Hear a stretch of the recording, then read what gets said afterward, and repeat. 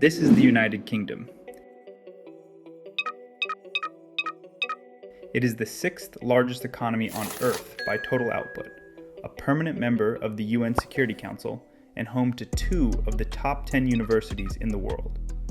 It is also a country where the average worker earns, in real terms, roughly the same wage they earned in 2008.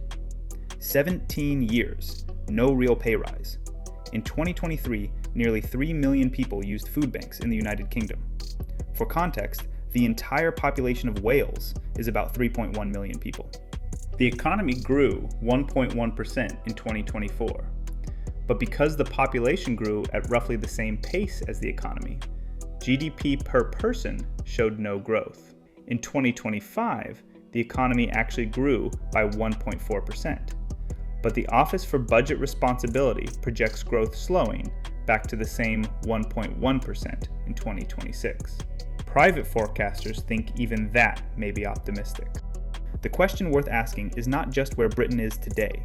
It is how a country that once ran the largest empire in human history arrived at this particular destination.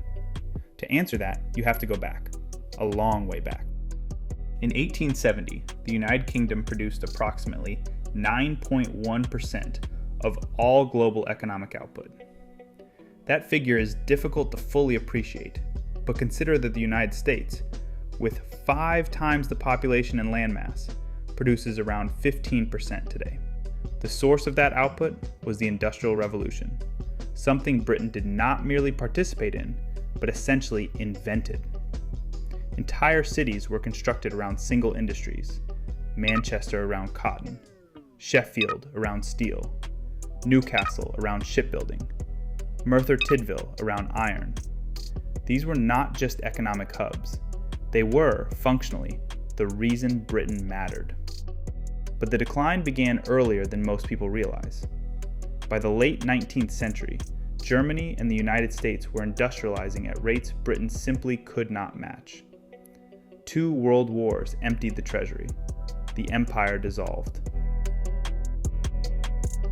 And by the 1970s, Britain's industrial base was aging, heavily unionized, and losing ground to international competition on almost every front. In the winter of 1978 to 1979, a period that became known simply as the Winter of Discontent, lorry drivers, refuse collectors, and grave diggers all went on strike, simultaneously. Rubbish piled up in Leicester Square. Bodies went unburied in Liverpool. The country appeared, to many observers, to be ungovernable. Then a woman named Margaret Thatcher walked through the door of 10 Downing Street, and everything changed. What she did next would reshape Britain so fundamentally that its effects are still being felt today.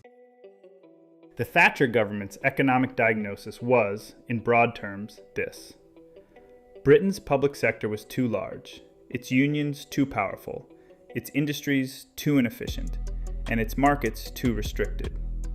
The solution was privatization, deregulation, and, critically, the deliberate running down of industries that could not survive without state subsidy. Between 1979 and 1983, over 2 million industrial jobs disappeared, 1.7 million of them in manufacturing alone. In just 4 years, unemployment climbed from 5.3% to over 11% by 1984. That is a level not recorded in Britain since the Great Depression. Since the mid-1960s, the UK has shed more than 6 million manufacturing jobs in total. The industries that built the cities of the North, the Midlands, and South Wales did not decline gradually. In many cases, they were simply ended. The official argument was that services would fill the gap, and in one city, they did. Following the Big Bang deregulation of financial markets in 1986, London became one of the preeminent financial centers on Earth. Today, services account for roughly 90% of London's economic output. The capital did not just survive deindustrialization, it thrived.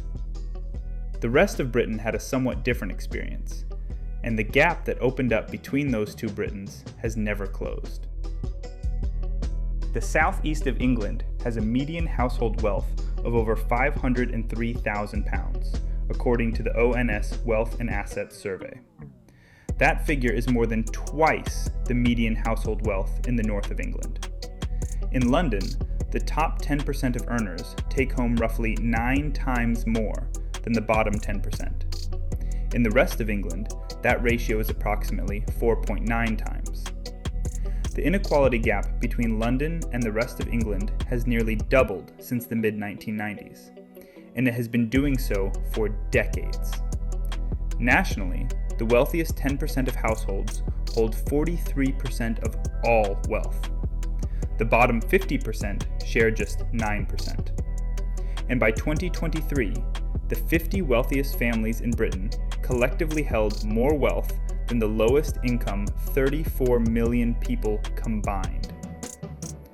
The important thing to understand about this disparity is that it is not primarily the product of individual choices or effort.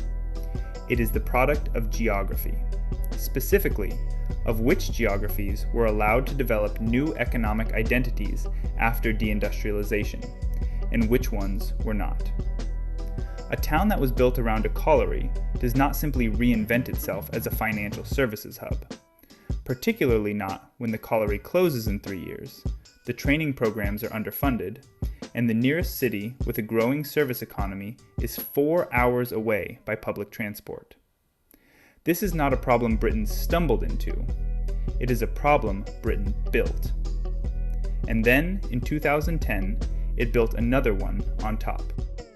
The 2008 global financial crisis pushed Britain into a large deficit. The coalition government that took office in 2010 responded with a program of fiscal consolidation, popularly known as austerity, that became the most sustained reduction in public spending any advanced Western economy had implemented since World War II. Between 2010 and 2019, over £30 billion was removed from welfare payments, housing subsidies, and social services. More than 900,000 public sector jobs were eliminated. Police officer numbers fell by 14.8%, which translated to approximately 21,000 fewer officers by 2018. Around a third of the United Kingdom's public libraries were closed. The human consequences extended well beyond inconvenience. A study from the London School of Economics found that austerity spending cuts cost the average person in Britain nearly half a year in life expectancy between 2010 and 2019. The same research attributes approximately 190,000 excess deaths to the effects of those cuts, representing a 3% increase in mortality over the decade. Glasgow City Region, the Northeast, East Midlands, South Wales, the same communities hollowed out by deindustrialization in the 1980s were now being hollowed out again by austerity in the 2010s. Child poverty reached its highest level since before World War II. Infant mortality, which had been declining for decades, rose for the first time in 2 generations. There is one additional detail worth noting. Despite 10 years of cuts at this scale, the national debt did not fall. It rose from 55% of GDP in 2010 to over 100% of GDP by 2023. The public services were damaged. The financial objective was not achieved. But there is one more consequence of this decade, quieter than the rest, and in some ways more permanent. There is one consequence of everything described so far that tends to get discussed separately, but shouldn't. It is the birth rate. In 2024, the total fertility rate in England and Wales fell to 1.41 children per woman, the lowest figure recorded since comparable data began in 1938. That is the 3rd consecutive year it has hit a record low. In Scotland, the figure is even lower, at 1.25. To sustain a population at its current size without immigration, a country needs a fertility rate of approximately 2.1. Britain has been below that threshold since 1973. but the decline since 2010 has been particularly sharp. The fertility rate has fallen from 1.94 to 1.41 in just 14 years. The average UK house now costs 8 times the average annual salary. For people in their 20s and 30s, a family-sized home is not a near-term goal. It is a theoretical one. Britain has some of the most expensive childcare in the developed world. In many parts of the country, full-time nursery costs exceed a full-time salary. For a second child, it frequently makes more financial sense for one parent to simply stop working. A labor market defined by 0-hours contracts, short-term roles, and 17 years of real wage stagnation does not make people feel financially secure enough to start a family. You do not plan for a child when you cannot plan for next month. These are not abstract economic statistics. They are the direct reasons why millions of people in Britain are delaying or abandoning entirely the idea of having children. The average age of a first-time mother in England and Wales is now 31. 2 decades ago, it was 29. The sharpest decline in birth rates is among people aged 25 to 29, the age group that, in previous generations, had already started families. A 2025 YouGov survey found that 28% of young Britons aged 18 to 40 do not want children at all. The long-term consequences are structural. A smaller working age population means fewer taxpayers to fund state pensions, the NHS, and social care, all of which are simultaneously under pressure from an aging population that is living longer. The Center for Social Justice has warned that the state pension, in its current form, will become financially unsustainable if current trends continue.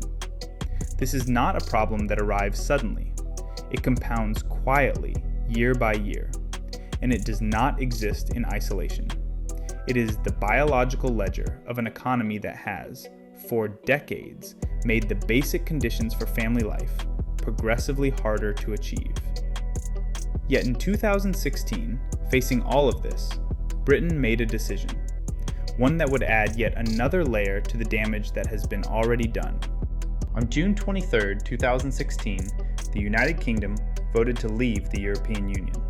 The economic consensus from the International Monetary Fund, the Bank of England, the Treasury, and the overwhelming majority of academic economists was that this would cause measurable, lasting damage to the British economy.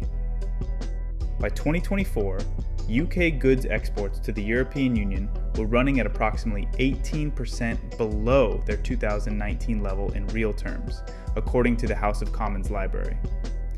Business investment, a critical driver of long-run productivity, was an estimated 12 to 18% lower than it would otherwise have been, based on the UK government's own Decision Maker Panel survey data.